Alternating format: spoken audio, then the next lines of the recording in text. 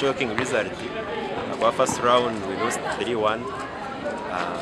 Namuta kufera decisive kuchache kamumazana just because we are not that lucky. Otherwise we are still in the league. We hope to bounce back later. Performance yetaru kubi twaza na twageza ukonka nabo ba trainingire hamwe bakozire hamwe and ine kiba tusinga ekitwine kugaruka tukakola tukatereza.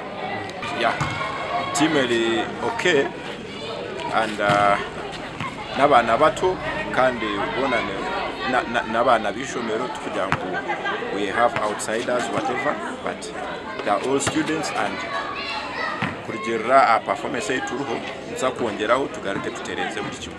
Wini yalere nyambe nazenti abana at least bakoze mu improvement beyongedde okola bulungi era endagane ekifo kyengenze mukati kyakubiri endagane nja kiremerako natwongedemu training bulungi.